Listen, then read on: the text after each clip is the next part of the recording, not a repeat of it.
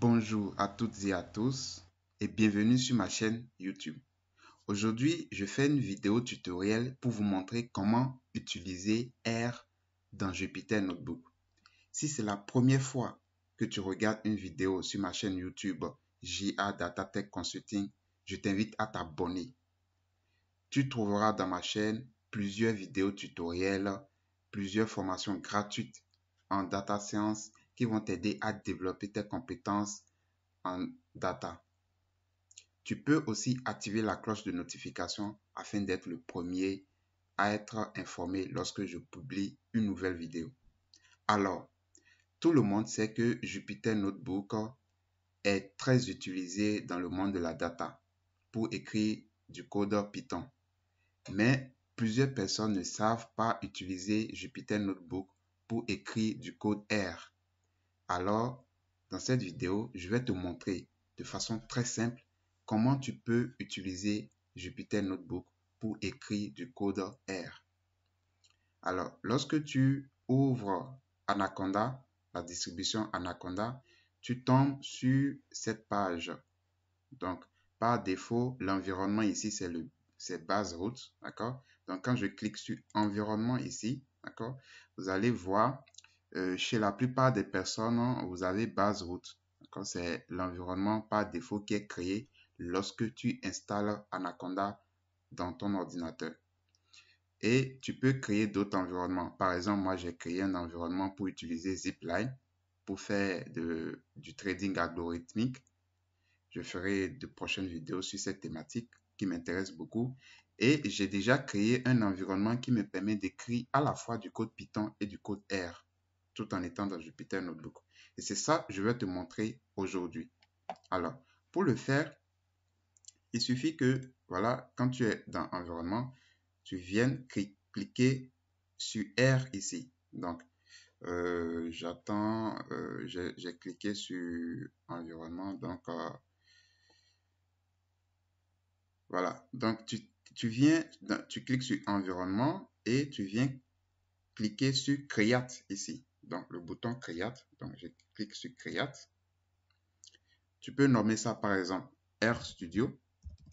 Donc moi je nomme ça RStudio. Donc tu nommes ça comme tu veux.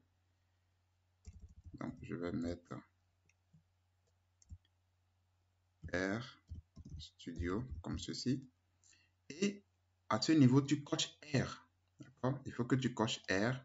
D'accord? Tu coches R.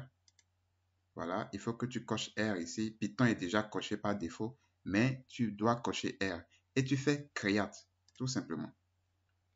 Donc, tu fais Create. Alors, Anaconda va prendre un peu de temps pour créer ton nouvel environnement.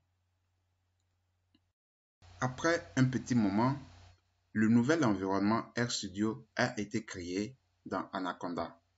Ce qui te reste à faire, c'est de cliquer ici sur le triangle, le petit triangle. Tu cliques et tu fais Open with Jupyter Notebook. Donc, tu cliques sur Open with Jupyter Notebook et Jupyter Notebook s'ouvrira dans ton navigateur par défaut. Donc, on clique dessus et on attend qu'il nous ouvre un nouvel onglet dans le navigateur. Et voici. Donc, voilà l'environnement, la page, l'environnement de Jupyter Notebook. Tu peux faire maintenant New. Et lorsque tu es sur New, regarde, tu as Python 3, tu as R. D'accord? Donc, tu peux cliquer sur R ou Python 3 selon le langage dans lequel tu veux coder. Donc, ici, on clique sur R. Et regarde ici, tu as R. Tu as le logo de R. Ça veut dire que ici, tu vas écrire du code R. D'accord? Donc, tu écris du code R. Tu as Markdown. D'accord? Si tu veux transformer la cellule pour écrire du test, etc. Donc, tu l'utilises exactement comme si tu écrivais du code Python, mais cette fois-ci, tu écris exactement du code R en utilisant la syntaxe de R. Et si tu veux écrire un code, créer un Jupyter Notebook pour écrire du code Python, il te suffit de venir là et de faire New Python 3. D'accord?